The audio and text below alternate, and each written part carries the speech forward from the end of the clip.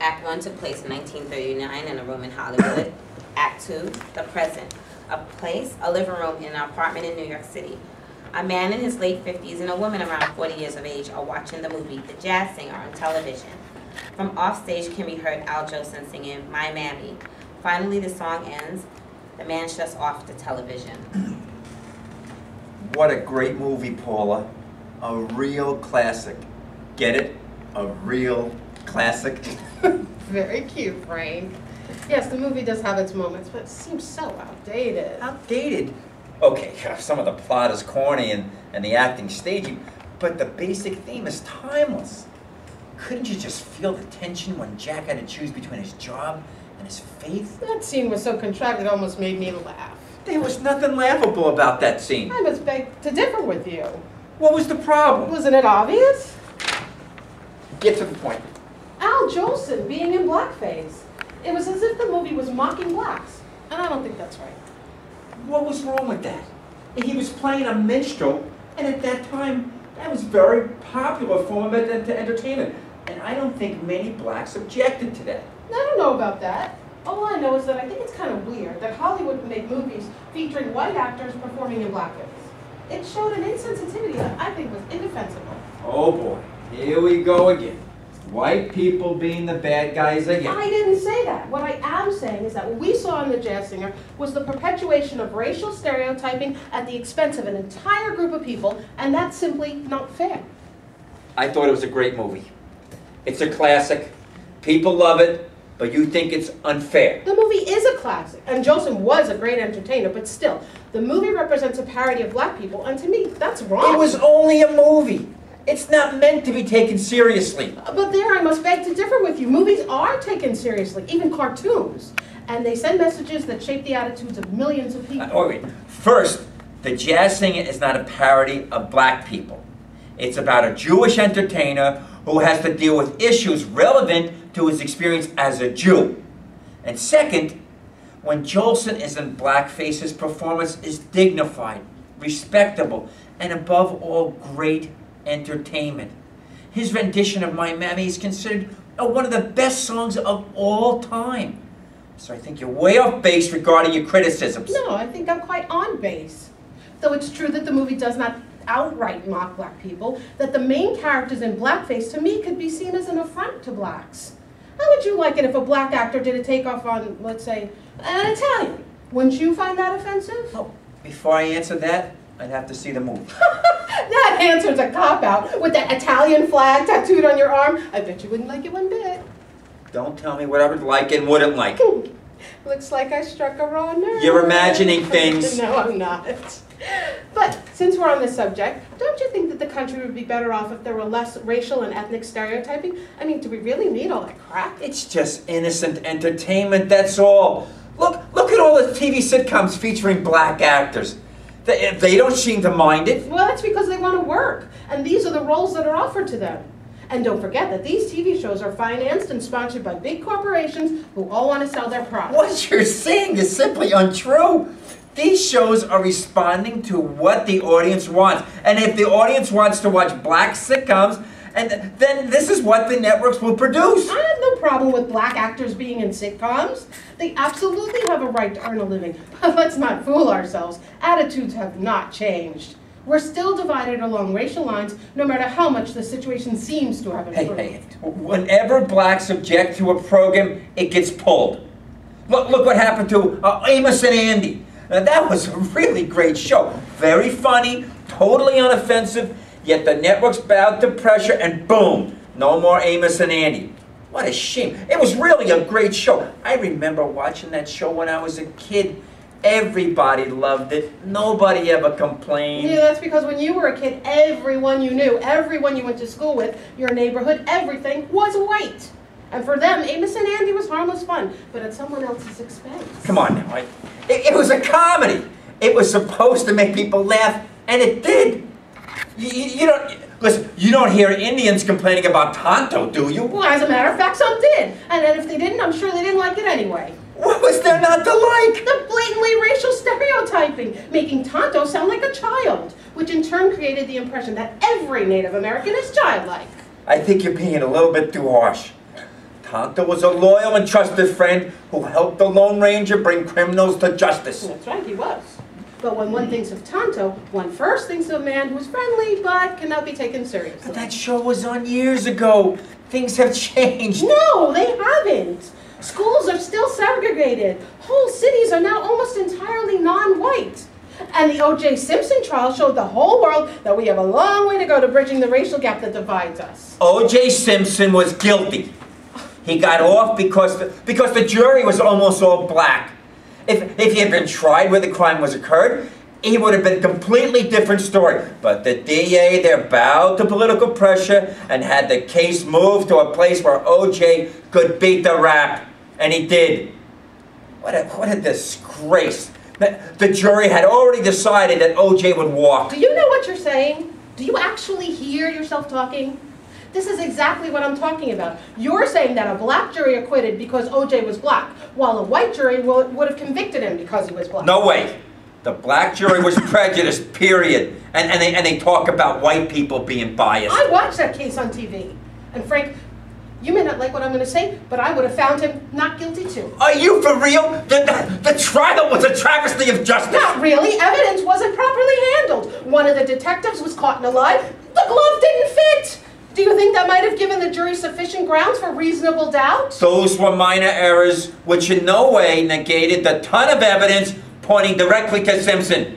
They chose to ignore that like it didn't even matter. What about reasonable doubt, Frank? Reasonable doubt! Well, they got their way. But at least Simpson's behind bars now.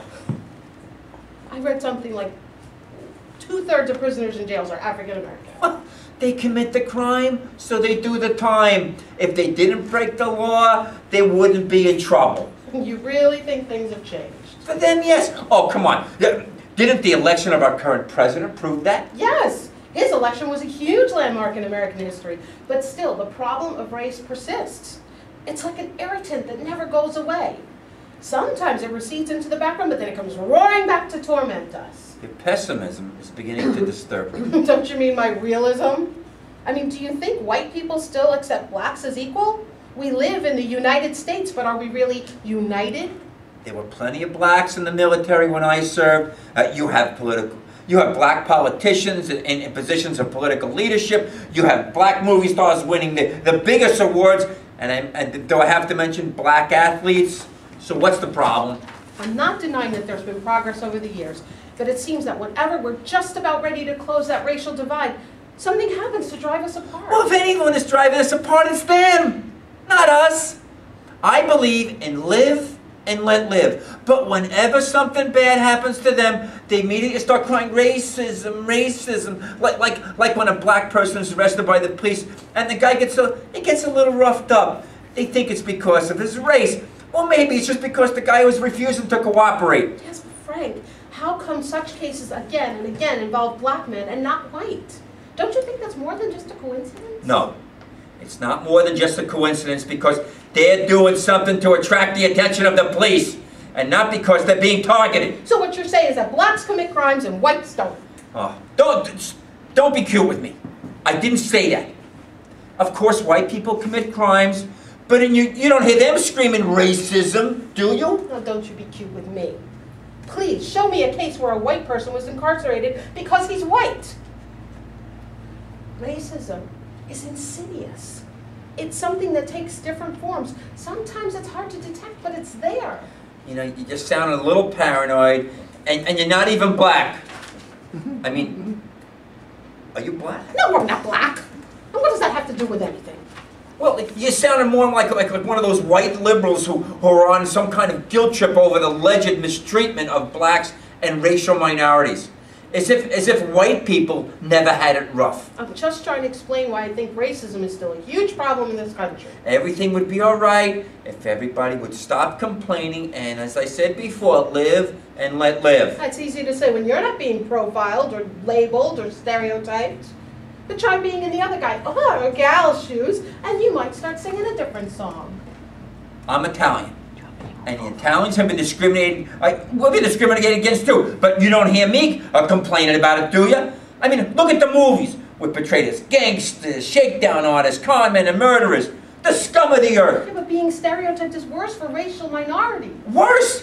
From what I can see, most blacks seem to be doing pretty well. You know, even better than I'm doing. Yeah, but that doesn't mean they're immune from the effects of racism. What racism? They can buy houses whenever they want, work wherever they want. And what about affirmative action? Didn't that open up a lot of doors for them? It did, but that doesn't mean the problem's been solved. All it means is that some of the more glaring inequalities are finally being eliminated to a certain extent, and a lot of that depends on the strength of the economy. But no matter what, blacks are still viewed differently than other groups, even though they're more prosperous now than in the past. Why do you keep sticking up for them? Because I believe in the American creed of life, liberty, and the pursuit of happiness. But for all, not just for some. Remember, this country was built by slaves who were brought here against their will.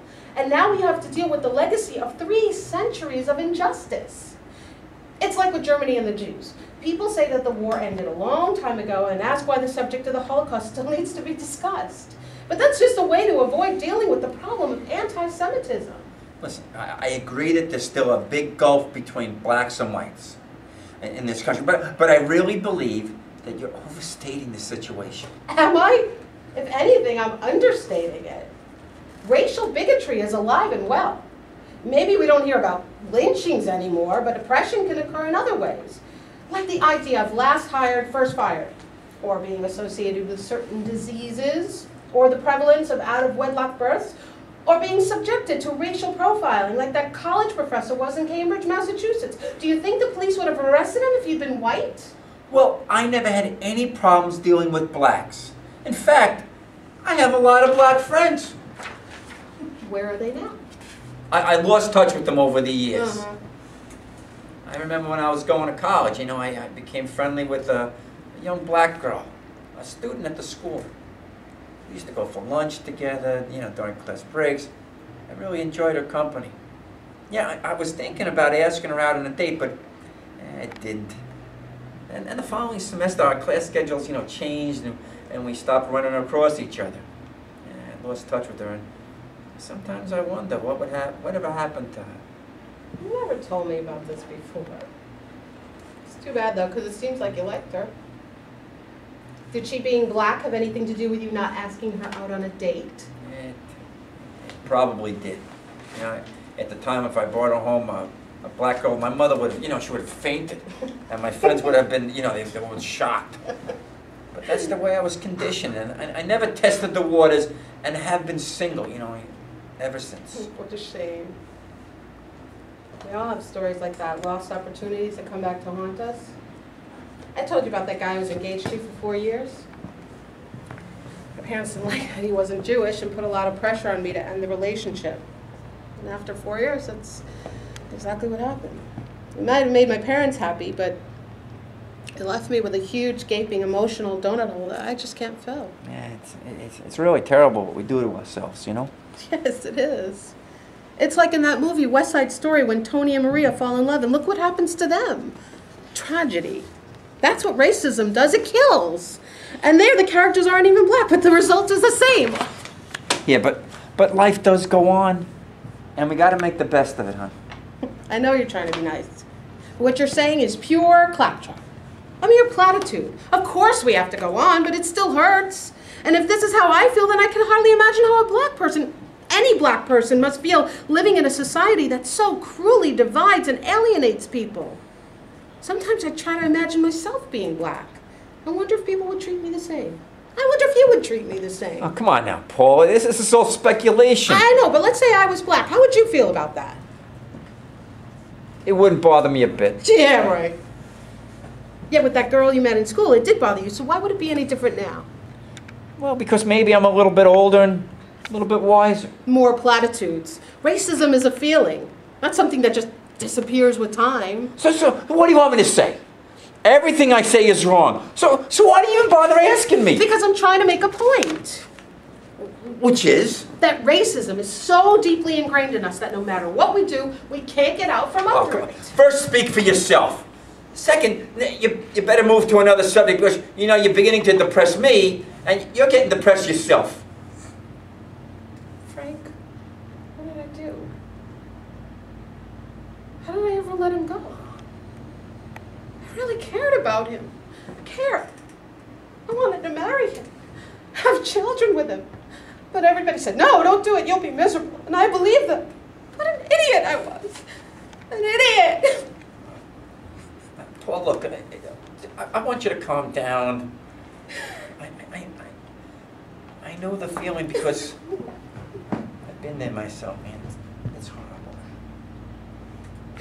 That's what racism does to you. What it did to me, it devastated me. My family thought they were doing right, but all they were doing was projecting their bigotry through me. They would say, Paula, you know he's not Jewish. And Paula, he's okay, but he's a goy. And Paula, we want you to meet a nice Jewish man, a doctor, a lawyer, not someone like him. He's not good enough for you. You see, racism isn't just about skin color. Do you know that I haven't spoken to my mother in 6 months? Why? Because we're estranged. I can't talk to her anymore because like all I hear are complaints about me. I couldn't take it anymore. I don't know what to tell you. Don't tell me anything.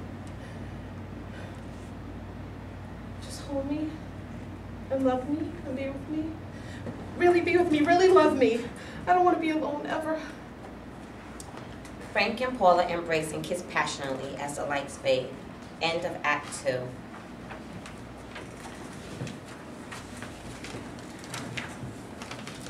Act 3, Scene 1, time the present. Place, a bedroom. Frank and Paula are in bed sleeping together. Jim and Mabel are standing on either side of the bed. They are apparitions who can be seen and heard only by the audience. I didn't know white people got so emotional. You know better than that. I think they're nice, especially the lady. I can't feel sorry for them.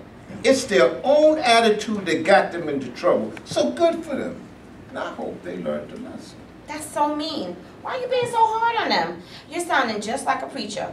Who are you anyway to be judgmental?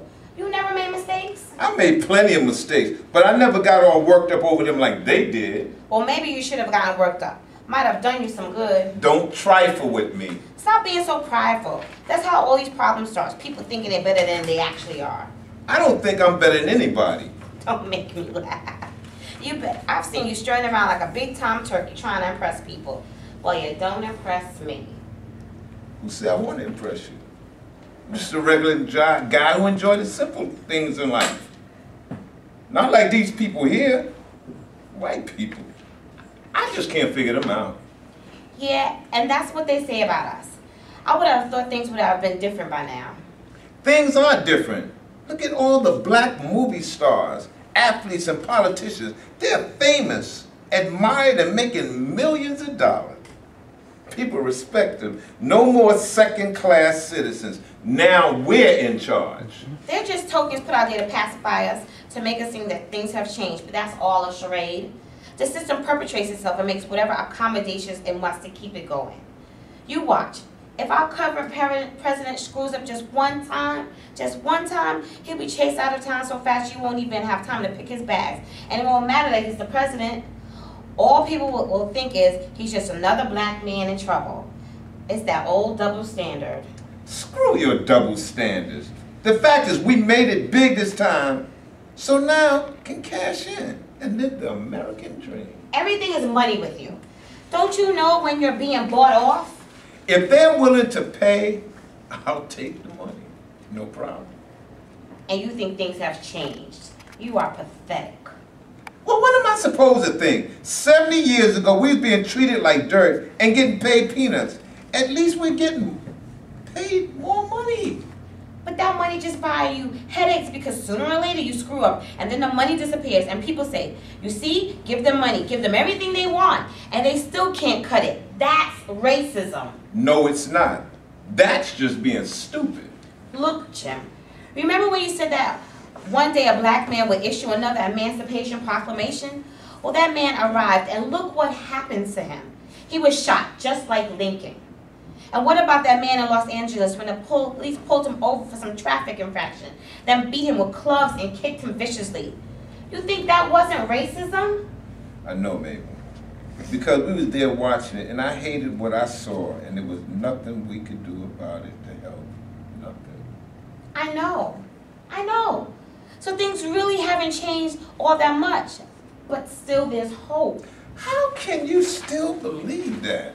Because when I see these two good people and millions more just like them all across this country struggling with the same issues that we're struggling with, wanting to make our country a better place in which to live, I can believe that better days are yet to come. Jim and Mabel exit. Paula wakes up and then wakes up Frank. Frank kisses Paula.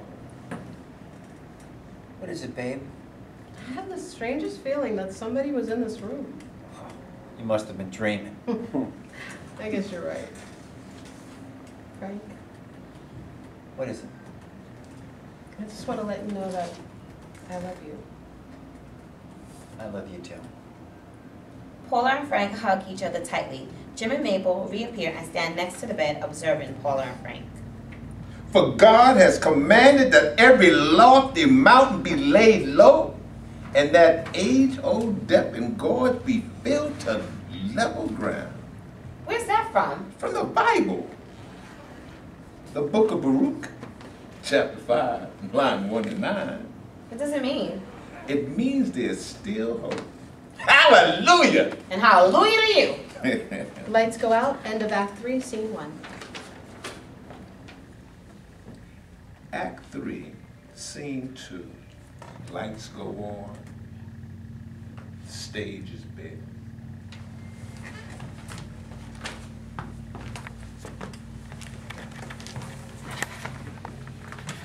Paula enters the stage. At center stage, she faces the audience.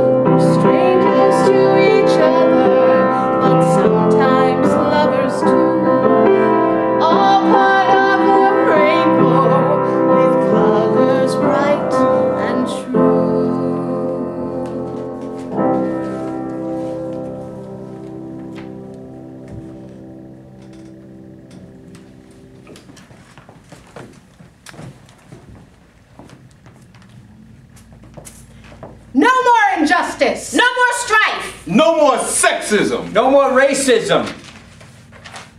America, One country, one land, one people, united. Lights go out. The end. All right.